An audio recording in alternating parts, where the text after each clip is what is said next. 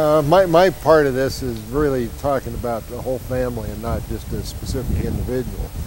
And so my family's role in Montana actually started very early when the leader of the French riverboatmen that brought Lewis and Clark up to Missouri from St. Louis was a Deschamps. But they didn't quite make it to Montana. They got to the Mandan villages and what's now the Dakotas and went back that first fall. My immediate family all started in Quebec, French-Canadian, French-speaking people. And eventually there was a group of brothers that settled in the Missoula area. The first one was Gaspar, who arrived here in about 1870, went up and was a miner in the gold camps outside of Superior in Cedar Creek.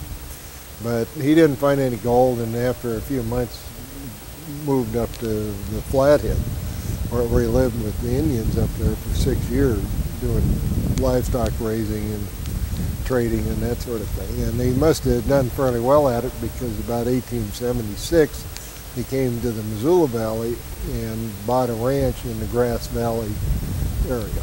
He also bought some other property, and in that year, my great-great-grandfather, Antonio, who was one of his brothers, moved out here from Quebec and bought the Laval Creek ranch from Gaspar. And so my great-great-grandfather was a rancher in the Laval Creek area, which is on the Missoula side of the Clay Hills from Grass Valley.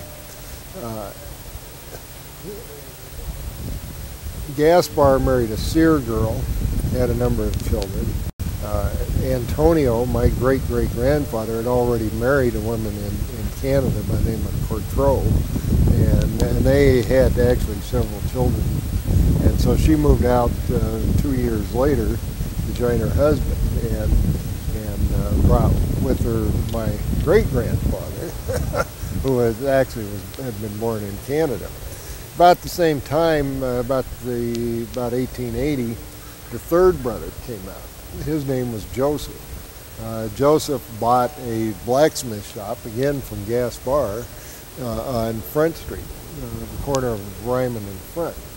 And Joseph operated a blacksmith shop there for many, many years. Shortly after he arrived, he married a LeBeau woman. And they had a number of children, including Joseph A., who's buried here. Joseph A. was born in Missoula in 1881 and went on to become a blacksmith following his father. And then eventually in the early part of the 20th century, when blacksmiths were kind of going out and auto mechanics were coming in, he became an auto mechanic.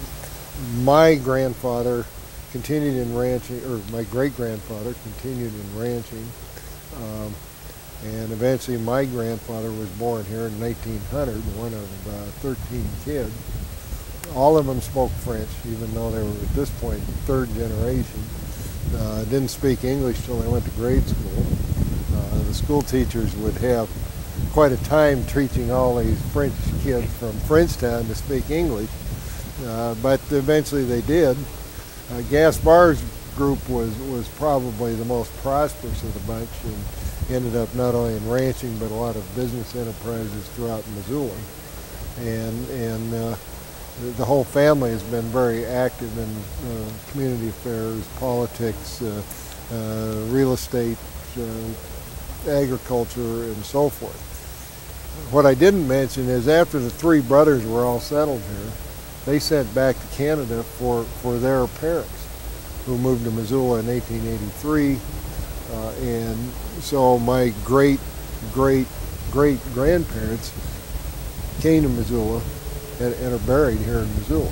Now most of them are in St. Mary's Catholic Cemetery, and quite a few of them are out in Frenchtown. Only a handful ended up here at the Missoula Cemetery, and again, how that happened or why, I don't know. Maybe my dad knows a bit. But it's been a part of Missoula's culture for almost 140 years now. So.